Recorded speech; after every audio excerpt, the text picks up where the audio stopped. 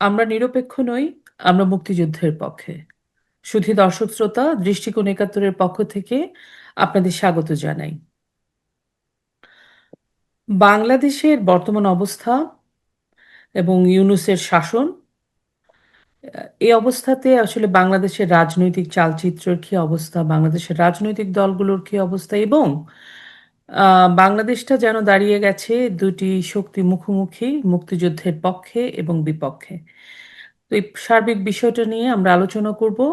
সে কারণেই আমি খুব বুঝে চিন্তা করে আমরা আমাদের আজকের অতিথি নির্বাচন করেছি, দুজন মুক্তিযোদ্ধা।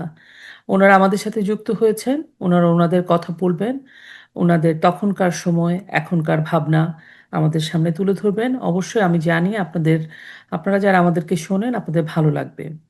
আমাদের সাথে আজকে যুক্ত হয়েছেন বীর মুক্তিযোদ্ধা সালেহ মোস্তফা জামিল। উনি প্রবাসী বাঙালি এবং উনি মুক্তিযুদ্ধ নিয়ে, বঙ্গবন্ধু নিয়ে প্রবাসে বসেও কাজ করেন। একজন মুক্তিযোদ্ধা কখনোই আসলে রিটায়ারমেন্ট হয় না। একজন মুক্তিযোদ্ধা আজীবন কাজ করে যান। ওনারা দেশটা বানিয়েছেন, এখনো কাজই করে যাচ্ছেন। এবং আমাদের সাথে যুক্ত হয়েছেন আমাদের বহুল প্রিয় পরিচিত মুখ। উনি সবসময়ই কথা বলছেন, শুরু থেকে এখন পর্যন্ত সরব আছেন। তিনিও একজন মুক্তিযোদ্ধা, রাজ্জাকুল হায়দার। রাজ্জাকুল হায়দার ভাই এবং মোস্তফা জামিল ভাই, আপনাদেরকে দৃষ্টিকোণ ৭১-এর পক্ষ থেকে স্বাগত এবং কৃতজ্ঞতা জানাই আমাদেরকে সময় ধন্যবাদ। দিয়েছেন। আম, আপনারা আশা করি ভালো আপনাকে আছেন। আপনাকেও ধন্যবাদ আমাদেরকে এখানে নিমন্ত্রণ করার জন্য, এখন অ্যাড করার জন্য। ধন্যবাদ। ধন্যবাদ। মোস্তফা ভাই, আমি আপনাকে দিয়ে ফার্স্টে একটা বিষয়ে জানতে চাই। এটা অনেকটা বলতে পারেন আপনার স্মৃতিচারণ তখনকার সময়ে। সেটা হচ্ছে যে আ বঙ্গবন্ধুকে মানে যেহেতু ইউনূস এখন বিলাত সফরে গেলেন, যা হলো সেটা তো আমরা সবাই পৃথিবী দেখলো। সেই আঙ্গিকেই অনেকে এই কথাগুলো ভেসে আসছে বলে আমরা তো এই প্রশ্নগুলো আপনার কাছ থেকে শুনতে চাই, আসলে আপনার ব্যাখ্যাটা, বিশ্লেষণ। বঙ্গবন্ধুকে যখন নাকি পাকিস্তান থেকে বঙ্গবন্ধুকে মুক্ত করা হলো, তখন কিন্তু পাকিস্তান কর্তৃপক্ষ ওনাকে বিলাত মানে পাঠিয়ে দিল, লন্ডন পাঠিয়ে দিল। তখন এরকম হঠাৎ করে লন্ডন পৌঁছে গেলেন, যে বঙ্গবন্ধুকে যে ভীষণভাবে আম, খুবই সম্মানের সাথে, রাজকীয়তার সাথে যে তখনকার প্রেসিডেন্ট, রাষ্ট্রপ্রধান বরণ করে নিলেন। এই যে আমাদের একটা তখন থেকেই কিন্তু আমরা মাথাটা উঁচু হয়ে গেল। আপনারা মুক্তিযুদ্ধ হিসেবে মাথাটা তখন থেকে উঁচু হয়ে গেল। পৃথিবী তখন তো এত মিডিয়া ছিল না, কিন্তু আম, মানে প্রিন্ট মিডিয়ার মাধ্যমে পৃথিবী জেনে গেল যে একটা নতুন রাষ্ট্র হয়েছে, তার রাষ্ট্রপ্রধান গেছে। তো এই বিষয়টাকে আপনি একটু আপনার স্মৃতির পাতা থেকে কি বলবেন? ধন্যবাদ। ৭২ সালের জানুয়ারির ৮ তারিখে বঙ্গবন্ধু মুক্তি পান। ওখান থেকে উনি লন্ডনে আসেন ৯ তারিখে, এবং এডওয়ার্ড হিথ ছিলেন আপনার যুক্তরাজ্যের প্রধানমন্ত্রী। উনি তখন অবসরে ছিলেন, ছুটিতে ছুটিতে ছিলেন। ছিলেন লন্ডনের বাইরে। উনি খবর পেয়ে লন্ডনে চলে আসেন এবং বঙ্গবন্ধুকে সম্পূর্ণ একজন রাষ্ট্রপ্রধান হিসাবে তাকে সম্বর্ধনা দেয়া হয়। এবং সবচেয়ে আশ্চর্য জিনিস, ১০ নম্বর ডাউনিং স্ট্রিটে প্রধানমন্ত্রীর বাসভবনে যখন বঙ্গবন্ধুর আলাপচারিতা শেষে চলে যাবেন, তখন এডওয়ার্ড হিথ নিজে বঙ্গবন্ধুকে গাড়ির দরজা খুলে তাকে উঠিয়ে দিয়েছেন। তো এই সম্মান একটা রাষ্ট্র, তখন বাংলাদেশটা স্বীকৃতিপ্রাপ্ত মাত্র দুটো দেশ, ভারত এবং ভুটান, তার এই জানুয়ারি পর্যন্ত। তো এই সম্মান আপনার এটা চিন্তার বাইরে। এবং তার সঙ্গে যদি তুলনা করা উচিত না, যদিও, যে আমাদের অবৈধ ইউনূস সরকার লন্ডনের যে কাণ্ডকীর্তি করে গেলেন, এটা আমাদের মাথা কিভাবে যে নিচু হয়েছে এটা বলা যায় না। আর শেখ হাসিনার আমলেও আমরা দেখেছি কিভাবে ব্রিটেনের প্রধানমন্ত্রী হাঁটু গেড়ে শেখ হাসিনার সঙ্গে কথা বলেছেন, রানী কিভাবে কথা বলেছেন, রাজা কিভাবে কথা বলেছেন। সেই ছবিগুলি তো আমরা গত ১০ বছর ১৫ বছরে দেখেছি। তো বঙ্গবন্ধুর সে সম্মান, সেটা বাংলাদেশকে, বাঙালিকে মাথা উঁচু করারই সম্মান। অনেক ধন্যবাদ ভাই।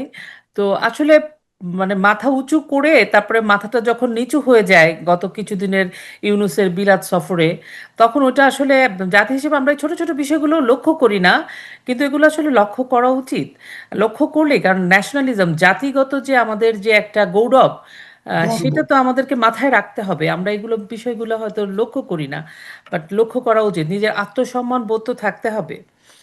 রাজাকুল হায়দার ভাই, এই প্রসঙ্গে আমি আপনার ভাইয়ের কথা ধরে, এই যে ও যে গেলেন, ডক্টর ইউনূস, এই পুরো বিষয়টাকে আপনি কিভাবে, আপনি তো যে জায়গা থেকে আছেন সেখান থেকে কিভাবে দেখছেন, বা আপনার ব্যাখ্যা কি? আমি বঙ্গবন্ধুর কথা দুই একটা কথা বলি। জি। যে জামিল ভাই যেটা বলছেন, হ্যাঁ সেটা তো সঠিকই। গাপ্পাস চৌধুরীর একটা কলামে আমি পড়ছিলাম। গাপ্পাস চৌধুরী সাহেব একবার লেখলেন, ওই তখন হ্যারল্ড উইলসন আপনার প্রধানমন্ত্রী।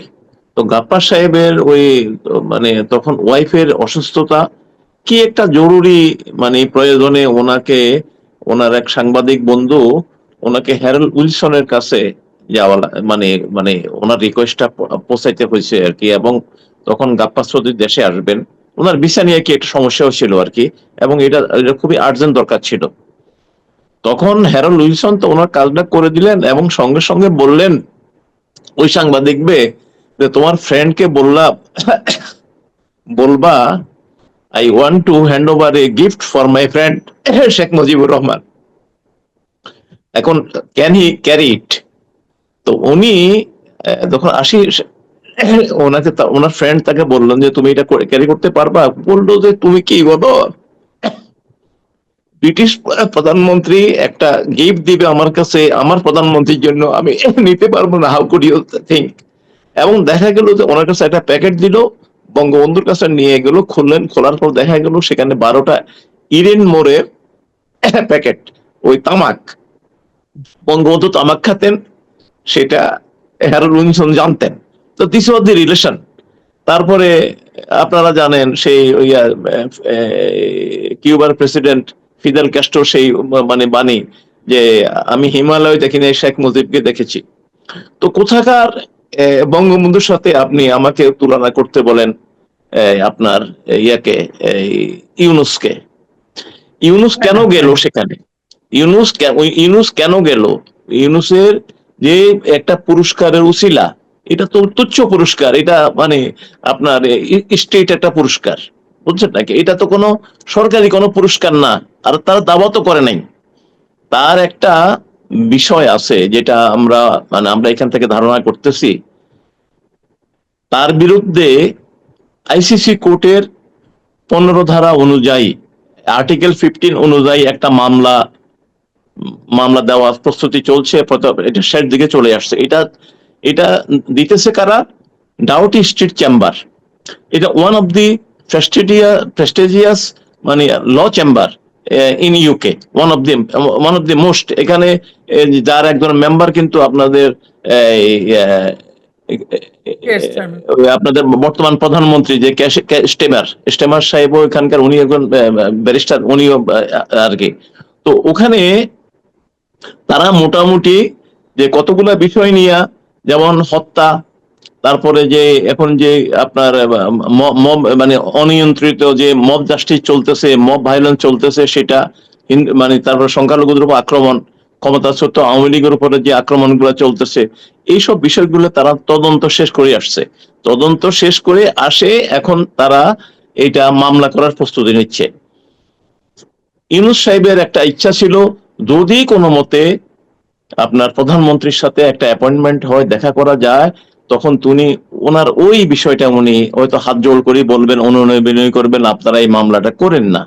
ওনার উদ্দেশ্য ছিল ওইটা। নতুবা একটা দেশের প্রধানমন্ত্রীর সাথে যখন একটা আপনার মানে আপনার অ্যাপয়েন্টমেন্ট হবে, এটা তো প্রায় আগে থেকে হয়ে আসে, আপনি ভ্রমণের আগে এটা হয়ে আসে, শিডিউল থাকে কখন কোথায় কোন জায়গায় বসবে।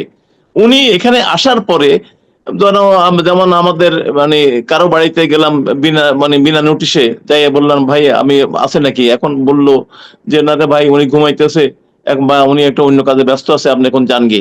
এখন ওনাকে এইভাবে অপমান করা হইলো, তারপরও তো মানে ওনার সেই লজ্জাটা আছে বলে মনে হয় না।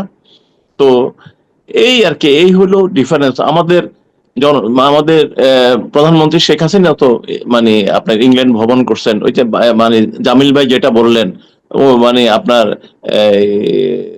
ওনাদের যে লাস্ট প্রধানমন্ত্রী উনি কি ট্রিটমেন্ট করছেন, তারপরে আপনাদের কানাডা গেছে, মানে ট্রুডো সাহেব ওনার সাথে কি ট্রিটমেন্ট করছে দেখা গেছে। তারপরে এই ডোনাল্ড ট্রাম্পের প্রাতরাশে গেছেন, সেখানে ডোনাল্ড ট্রাম্পের সাথে ওনার কি মানে কিভাবে উনি তাকে রিসিভ করা হইলো।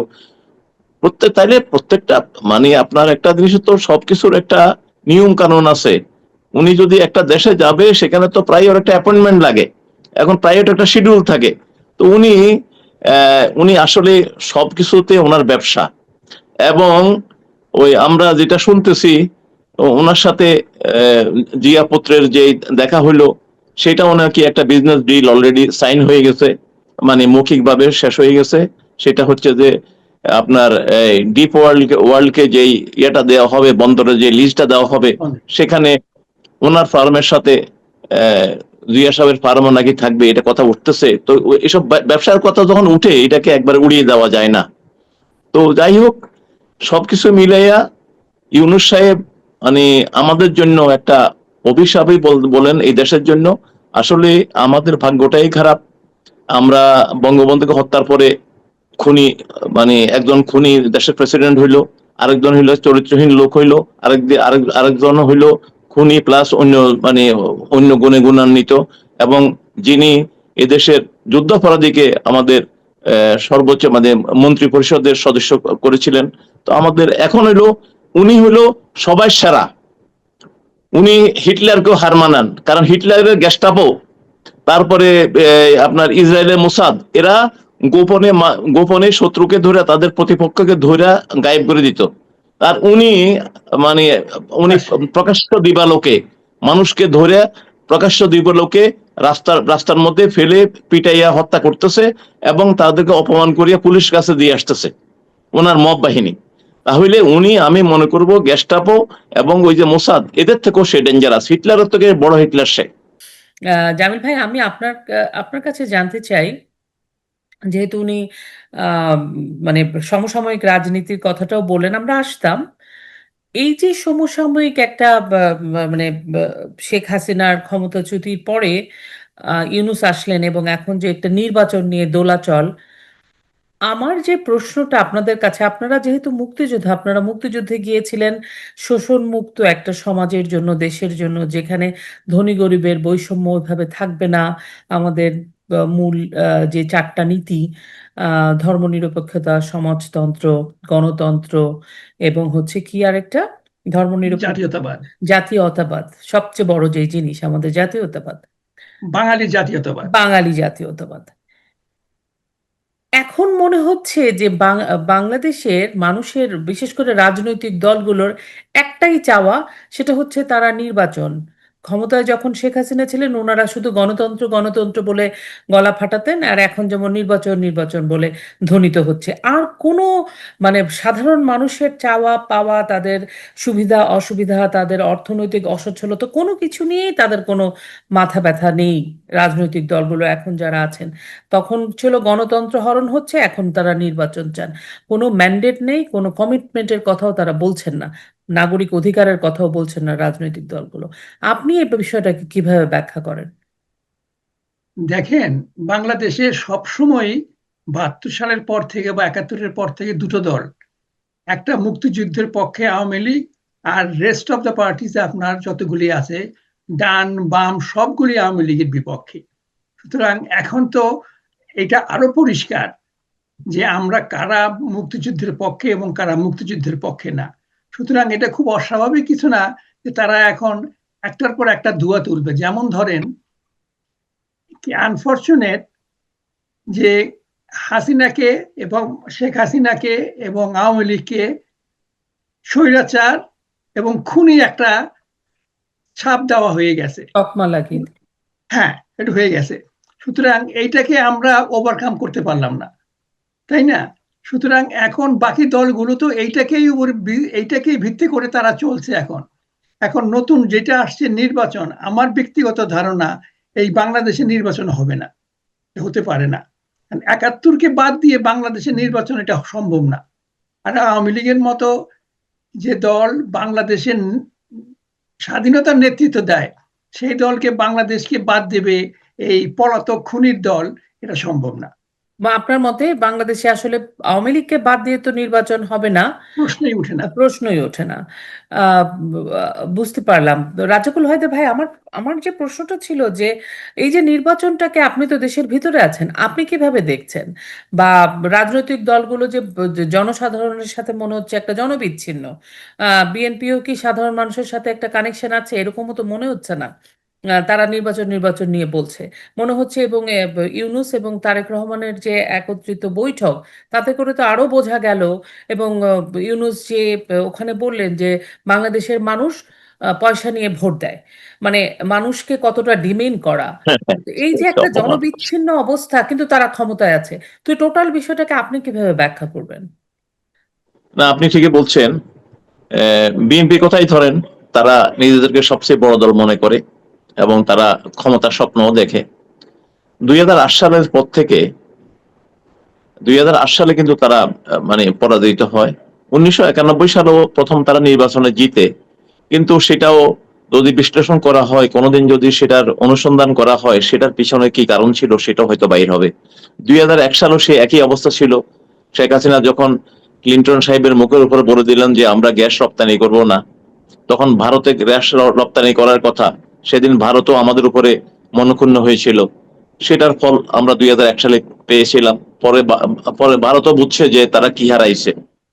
তারপরে ২০০৮ সালে তারপরে সেটা টার্মোইলটা তো ২ বছর গেল, আমরা বুঝলাম ২০০৮ সালে নির্বাচনে যখন একটা, আমার মনে হয় এই ৭৩-এর পরে একটা সুষ্ঠু নির্বাচন ছিল ২০০৮ সালে, এবং সেই সেই মানে নির্বাচনে আওয়ামী লীগ ২৩০টি আসন লাভ করে, আপনার 2/3 বেশি।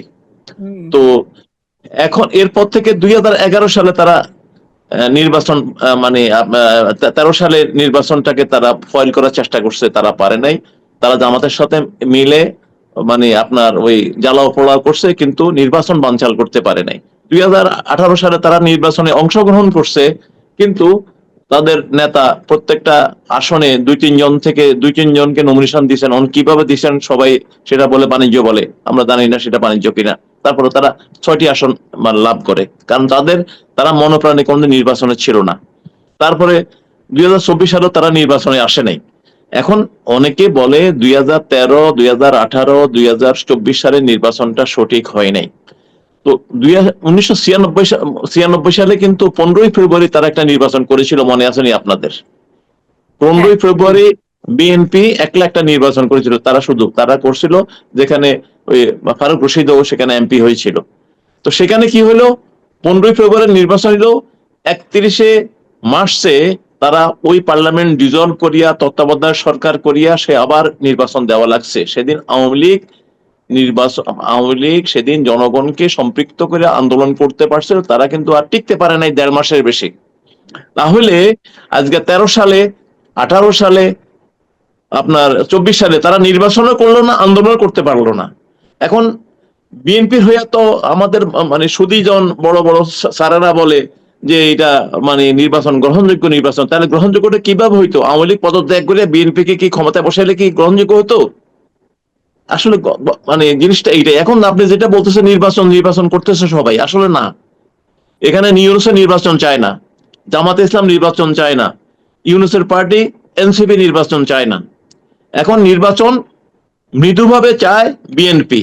এবং যেটুকু আমরা শুনি, যেটুকু শুনতেছি, খালেদা জিয়া আর তারেক জিয়া এবং ইউনূসের যে মানে আপনার সাক্ষাৎ হলো, সেই সাক্ষাৎও নির্বাচনটা কি সামনে আছে না কি আছে জানা যায় না। হয়তো ওনাদের সামনে কি আন্ডারস্ট্যান্ডিং হয়েছে তারা জানে। এই পর্যন্ত বাংলাদেশে আপনার আগস্টের পর থেকে যতগুলা মানে জনমত জরিপ আছে, প্রত্যেকটা জরিপে আওয়ামী লীগের সমর্থন 50% অ্যাবাভ। তারা এই 50%কে অ্যাভয়েড করিয়া, এই 50%-এর উপরে এটা অ্যাভয়েড করিয়া তারা কি নির্বাচন করতে পারবে এবং করলে সেটা কদিন মানে আপনার 96 সালের মতো হবে কিনা সেটাই তো প্রশ্ন। তাদের কিন্তু মনের ভিতরে ওই সংখ্যাটা এখনো মানে কাজ করে। তার মানে কি দাঁড়ালো? তার মানে দাঁড়ালো আসলে তারা পাবলিকের মতামতকে ভয় পাচ্ছে, জনগণের শিওর শিওর শিওর। মতামতকে আপনি ভয় পাচ্ছে আপনি রাজনৈতিক বিএনপি আপনি যারা মাঠে বিএনপি আছে। বলেন, ইউনূস বলেন, জামাত বলেন, এনসিপি সব বলেন, ওই যে তথাকথিত বাম দল বলেন, সবাই শুধু একটা টার্গেট শেখ হাসিনা এবং আওয়ামী লীগ এবং মুক্তিযুদ্ধের পক্ষের শক্তি। আজকে 14 দলের নেতারা আজকে মানে রাশাদ খান মেনন 80 বছর, 80+ ওনার বয়স, আমির হোসেন আমু, হাসান আল হক ইনু, এদেরকে যখন কোর্টে নেওয়া হয় এদের উপরে শারীরিক আক্রমণ হয়। আজকে সরকারের যখন একটা মানুষ বন্দী থাকে তখন তার দায়িত্ব, তার সিকিউরিটি নিরাপত্তার দায়িত্ব হলো সরকারের। এবং এই পর্যন্ত যারা তাদের উপর আক্রমণ করছে, একটা মানুষকে অভিযুক্ত করছে এমন কোন ইতিহাস নাই। তার অর্থ হইলো এটা ওরাই করাচ্ছে, এইগুলা। আজকে আপনাকে আমি বলে রাখি, আজকে খুলনা জেলা আওয়ামী লীগের সহসভাপতি বেগ লিয়াকত আলী, ওনাকে 75 বছর বয়স, এই ভদ্রলোককে সেখানে অপমান করে, অপদস্থ করে, শারীরিক নির্যাতন করে পুলিশের কাছে দিয়ে আসলো। যারা নির্যাতন করলো তারা হইলো এখান মানে মানে মনে হয় যেন পুলিশের একটা মিলিশিয়া বাহিনী আর কি। মিলিশিয়া বাহিনী পুলিশকে সাহায্য করতে আসছে, ওদের কোনো দোষ নাই। আর যিনি অপদস্থ হইলেন, যিনি নির্যাতিত হলেন, উনি হলো আসামি। ওনাকে মানে আপনার মানে থানায় নিয়ে তাকে জেলে পাঠা দেওয়া হলো। মব জাস্টিসে আপনার এই গত 10 মাসে বা 9 মাসে 172 জনকে হত্যা করা হয়েছে। হত্যা করা হয়েছে, জি জি, মব এবং এটা জাস্টিস, প্রকাশ্যে শুধু মব প্রকাশ্যে জাস্টিস, প্রকাশ্যে।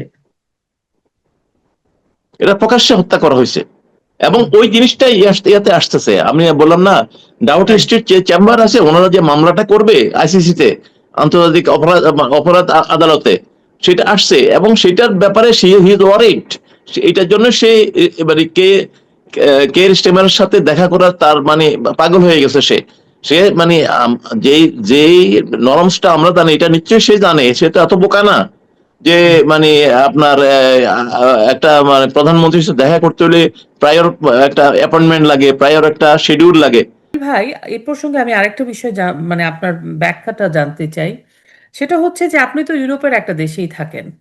তো এই যে যেহেতু বাঙালি কমিউনিটি যাই থাকেন ইউরোপ এবং লন্ডন মানে আপনারা একটা ক্লোজ কমিউনিটি আছে বাঙালিতে।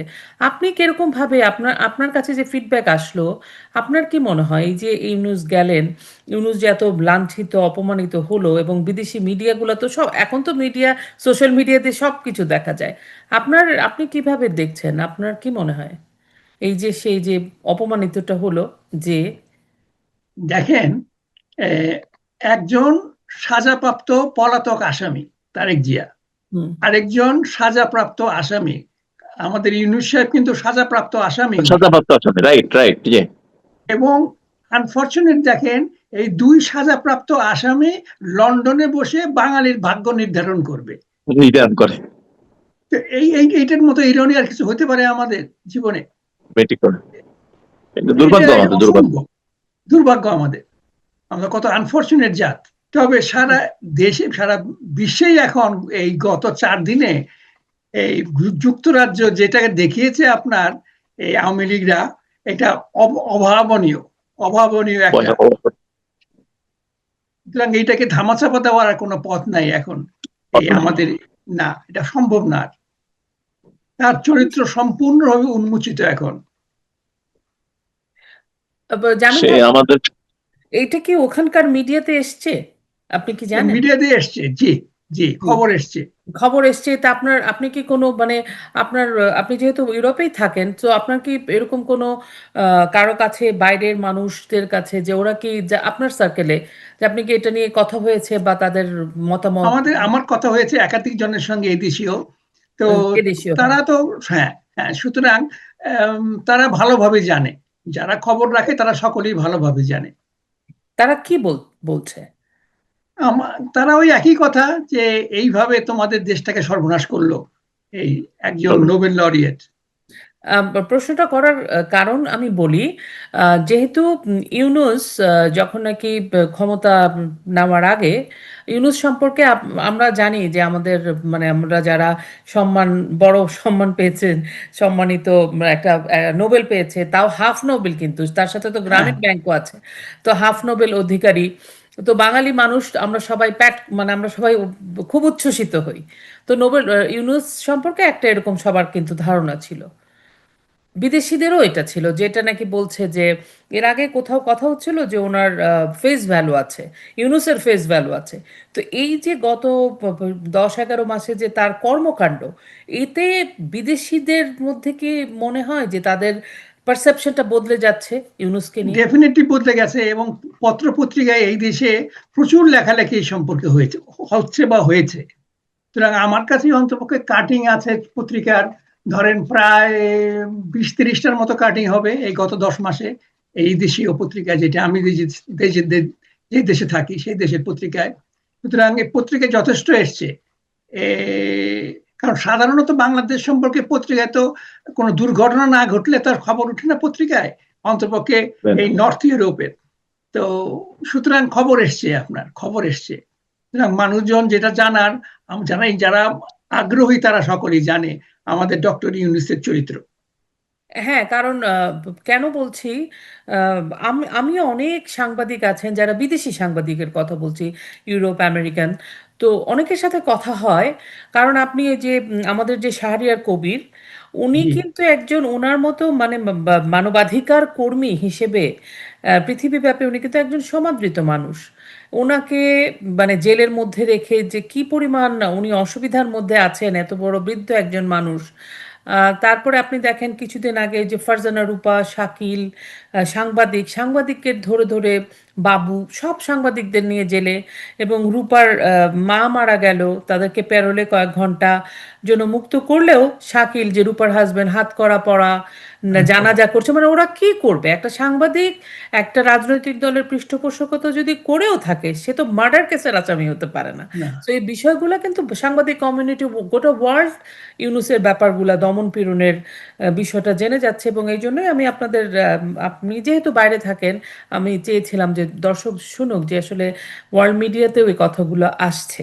খুব বহুল প্রচারিত, শুধু আসছে না, বহুল প্রচারিত হচ্ছে এখন। মানে খুবই মানে ইউনুসের ভাবমূর্তিটা তো আসলে আগের জায়গাতে নেই, আগের মতো নেই, প্রচুর প্রচুর তার ভাবমূর্তি ধ্বংস হয়ে গেছে এবং আরো উন্মোচিত হবে।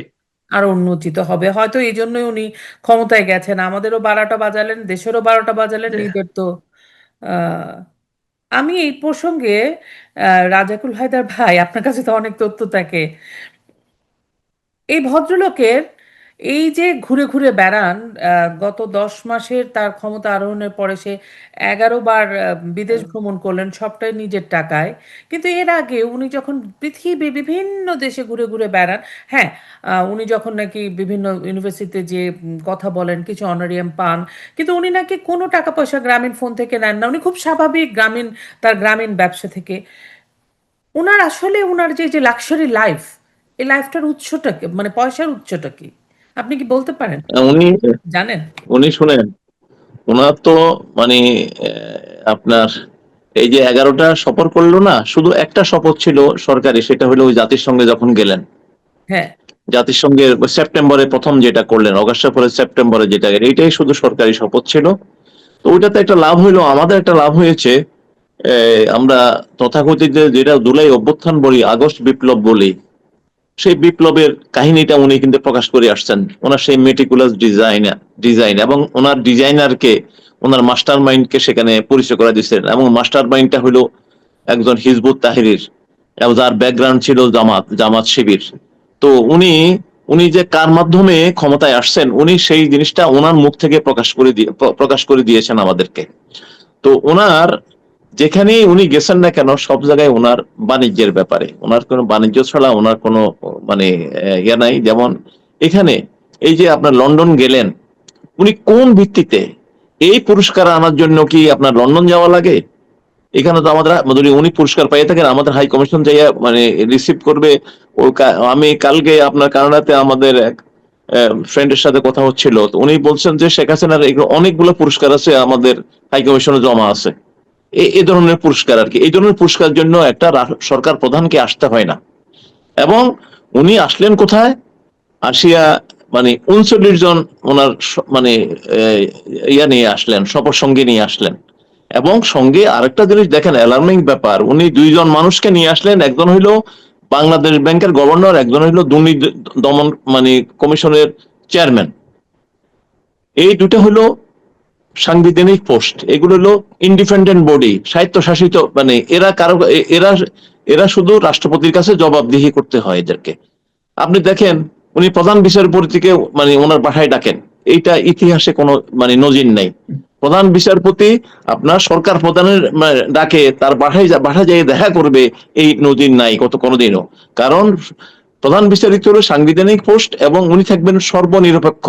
হ্যাঁ, ওনাকে ডাকে শুধু রাষ্ট্রপতি ডাকতে পারেন, এটা হলো প্রোটোকল, যেটা প্রোটোকল। যেমন এই 2 জনকে ডাকলো, এই 2 জনকে উনি ডাকতে পারেন না, কারণ হচ্ছে একটা দুর্নীতি দমন সংস্থার একজন মানে মানে যিনি প্রধান ব্যক্তি, ওনার তো সরকারের কোন মন্ত্রীর বিরুদ্ধে তো একটা অভিযোগ আনতে পারে নাকি, তার দুর্নীতি নিয়ে তো তদন্ত করতে পারে।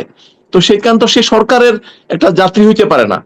তো ওনার বিষয়গুলো হচ্ছে যে ওনাকে আর কি বলবো, ওনার মানে গুণের তো শেষ নাই। উনি একটা লাভ এবারে আমাদের হয়েছে, উনি মানে আমাদের যদিও দেশের অনেক ক্ষতি হলো, তো একটা জিনিস হলো ওনার যে একটা মুখোশ ছিল সারা বিশ্বের সামনে, যে উনি গরিবের কিনা দারিদ্র মিশন, গরিবের ব্যাংকার। তো গরিবের ব্যাংকার কিন্তু পশ্চিমা দেশের অনেকেই ওনাকে আবার বলে ব্লাড সাকার অব দি পুয়ার। ওনার পলিসিটা কেমন আমি আপনাকে বলি। মনে করেন যে উনি আপনাকে $100 ঋণ দিল, উনি বলবেন যে সপ্তাহে আপনাকে $3 করে দিতে হবে। এখন যে $100 নেয়, মনে করে যে $3 আমাদের কাছে অনেক কম, এখানে কত পার্সেন্ট সুদ এই কথা বলে না। তো দেখা গেল যে 52 সপ্তাহে যদি $3 করে দেয়, কত হয়? $156 হয়। তো $156, $100 যদি $156 হয়, তাহলে লাভ কত থাকে? 56%। তো উনি পশ্চিমা যারা আছে, এই যেমন ক্লিনটন বলেন বা ওই যে জর্জ সরস বলেন, ওনার যে বন্ধুরা আছে, ওদের মাথায় এই মানে আইডিয়াটা মানে যখন ইনসার্ট করতে পারছেন, তখন ওরা বলছে যে গরিবের তো মানে পশ্চিমে তো গরিব আছে যাদের কোনো ওই আপনার ইয়ে নাই, ওই আপনার কি বলে না, যাদের কোনো ইনকাম ট্যাক্স বা এইসব নাই, তারা ক্যাশ টাকা পয়সা দিয়ে কাজ করে ডেইলি লেবারের মতো। তো ওদেরকে ঠকাইবার এটা একটা ভালো একটা উপায়।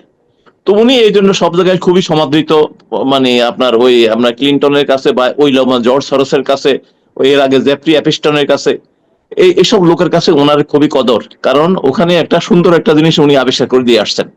আর উনি কি করেন দেখেন, গ্রামীণ ব্যাংকটা কিন্তু কোনো সময় ওনার ব্যাংক ছিল না, গ্রামীণ ব্যাংক ছিল সরকারি ব্যাংক।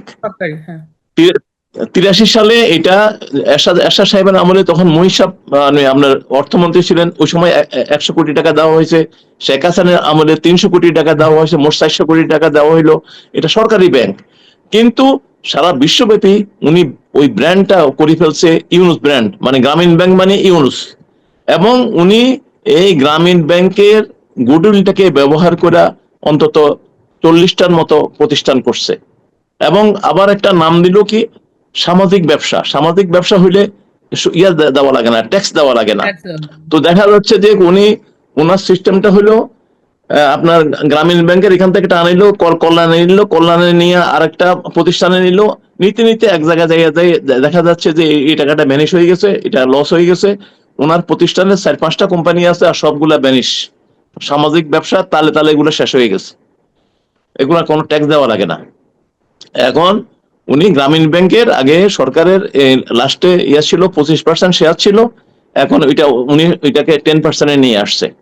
তারপরে এখন গ্রামীণ ব্যাংকে আবার ঢোকার চেষ্টা করতেছেন। গ্রামীণ ব্যাংকের 5 বছরের মানে উনি ট্যাক্স মাফ করে দিয়েছেন, যদিও ওনার কিছুই না এখানে, কিন্তু আবার ওনার ওই গ্রামীণ ব্যাংকের দিকে ওনার কিন্তু মানে চোখটা সরে না। কারণ এই গ্রামীণ ব্যাংকে ব্যবহার করিয়া ওনার যেই রক্ত মাংস যা কিছু আছে পৃথিবীতে যা করছে উনি, সব কিন্তু গ্রামীণ ব্যাংকের টাকা দিয়া, গ্রামীণ ব্যাংকের সুনাম দিয়া। উনি বাংলাদেশের মানুষের টাকায়, বাংলাদেশের মানুষ যেখানে খেয়ে মানে তাদের জেরবার অবস্থা জীবন যাপন করতে, সেখানে উনি বিদেশে সফর করে বেড়াচ্ছেন 10 মাস তারপরে আপনি ধরেন প্লেন ভাড়া মানে ধরতে হবে আপনার। এবং অথচ বাংলাদেশ বিমানে যদি যেতেন তাহলে অনেক কম খরচ উনি অনেক হতো। যায় কম নাই। খরচ হতো। উনি সেটা না করে গেলেন এমিরেটসে, রাইট? এমিরেটস। জি। এমিরেটসে গেলেন কারণ উনি লাক্সারি জীবন, ওইটাই তো বললাম যে গ্রামীণ চেক পরে একটা লাক্সারি লোক লাক্সারি ভাবে তার জীবনটা পার করে দিলেন শোষিতের টাকাকে শোষণ করে, গ্রামের মানুষের তারপরে টাকা। ডেইলি অ্যালাউন্স পেয়েছে, এই এতগুলি লোক ডেইলি অ্যালাউন্স পেয়েছে, হাত খরচ, খাবার খরচ। খাবার খরচ, খাবার খরচ, হ্যাঁ হ্যাঁ হ্যাঁ, খাবার ডেলি খরচ, মানে মানে একটা ডেলি অ্যানাউন্স তো লাগেই। মানে হ্যাঁ, লুটের রাজনীতি আর কি, লুট চলছে। তো আমি অনুষ্ঠানের একদম শেষ পর্যায়ে চলে আসছি। আমি জামিল ভাইকে যে জানতে চাই শেষ কথা, এই যে পুরো পরিস্থিতিটা বাংলাদেশের, একজন মুক্তিযোদ্ধা হিসেবে আপনি তরুণ প্রজন্মকে কি বলতে চান? কারণ দেশটা আপনারা অর্জন করেছিলেন, আপনারাই স্বাধীন করেছিলেন। আমাদের ব্যাটনটা দেবার মতো লোক খুঁজে পাচ্ছি না এখন আর। এইটাই আমাদের সবচেয়ে দুঃখ। অন্তপক্ষে আমার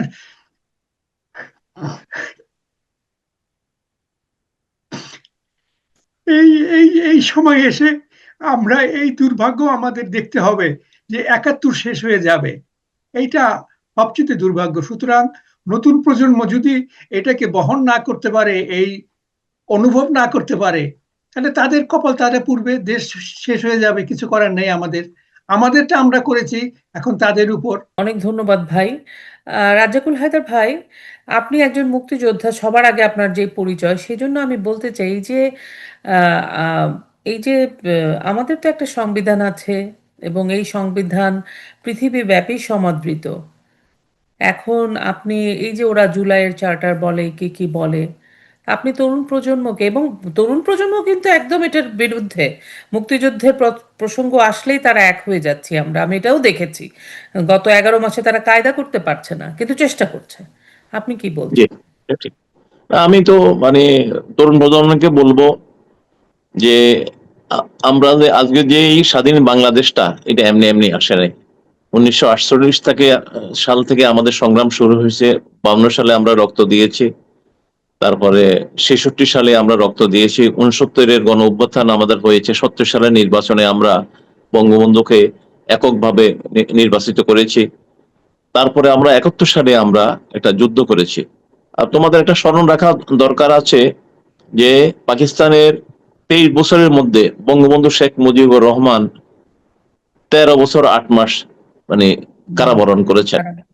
তো এইটা এমনি আসে নাই, আমাদের স্বাধীনতাটা আসছে, এবং স্বাধীনতার ফলটা আমরা প্রথমে 66 সালে 6 দফা, 1968 সালে ছাত্র সংগ্রাম পরিষদের 11 দফা, সবকিছু মিলিয়ে আমাদের যেই, তারপরে আমাদের স্বাধীনতা ঘোষণা, এরপরে আমাদের 72-এর সংবিধান।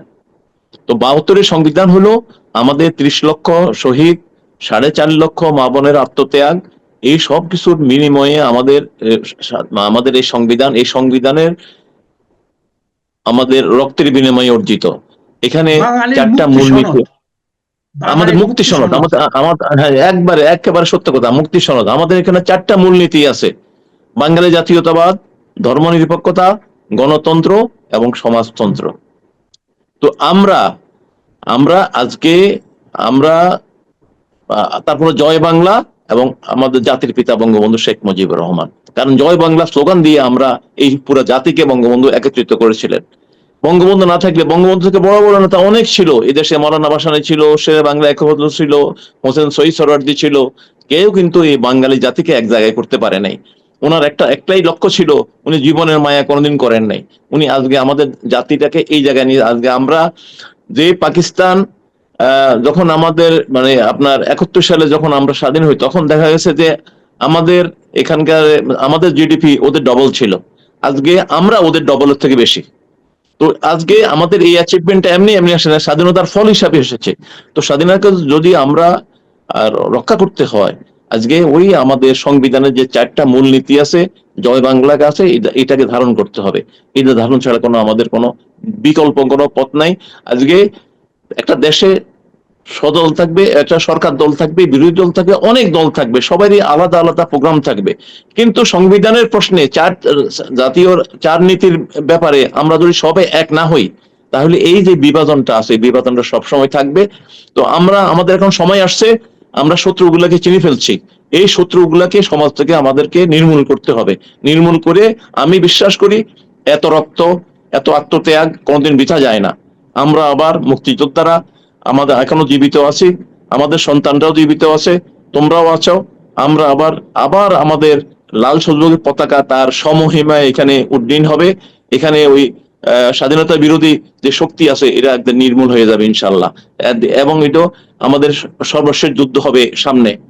এবং এই যুদ্ধ আমরা ইনশাল্লাহ বিজয়ী হব, কারণ আমাদের একটা আদর্শ আছে। ওদের ক্ষমতা ছাড়া কিছু নাই, আমাদের আদর্শ আছে, আমাদের পিছনে একটা মানে দর্শন আছে। তো সবাইকে ধন্যবাদ আমাকে এখানে ডাকার জন্য। তো আমি মানে আপনাদের কাছে কৃতজ্ঞ, এই যে এখানে কিছু কথা বলতে পারলাম। আপনাদের দুজনকে ধন্যবাদ জানাই। জামিল ভাই, রাজ্জাক ভাই, আপনাদের এত ব্যস্ততার মাঝেও আমাদেরকে সময় দিয়েছেন। আসলে আপনারা কথা বললে আমাদের যে তরুণ প্রজন্ম, আমাদের যে প্রজন্মরা মুক্তিযোদ্ধার কথা শুনতে চায় এবং শুনতে পারে, যারা শোনার তারা তো শোনেই। আপনারা ভালো থাকবেন, সুস্থ থাকবেন, এবং আমরা আবারও কথা বলবো। শুধু জয় বাংলা। জয় বাংলা। জয় বাংলা। শুধু দর্শক শ্রোতা, আশা করি আমাদের অতিথিদের কথা আপনাদের ভালো লেগেছে। আমি খুব চিন্তা ভাবনা করে আজকে আমরা দুজন মুক্তিযোদ্ধাকে এনেছি। বাংলাদেশটাকে তারা জন্ম দিয়েছেন, তারা যুদ্ধ করে এই বাংলাদেশটাকে স্বাধীন করেছেন, এবং তাদের দৃষ্টিভঙ্গিটা কি এটা আপনাদের অবশ্যই জানা দরকার, বিশেষ করে তরুণ প্রজন্মদের। আমাদেরকে ঐক্যবদ্ধ হতে হবে, এটাই ওনারা বলতে চেয়েছেন। এবং আমাদের যে স্বাধীনতা, আমাদের যে চার মূলনীতি, আমাদের জয় বাংলা, বঙ্গবন্ধু, এই বিষয়গুলোতে আমরা আপোসকামী হতে পারবো না। যদি হই, আমাদের চরম মূল্য দিতে হবে। আমরা পরাধীন হয়ে যাব, আবারও পরাজিত শক্তি জয়ী হয়ে যাবে। আপনারা সবাই ভালো থাকবেন, সুস্থ থাকবেন। আবারও কথা হবে। জয় বাংলা, জয় বঙ্গবন্ধু।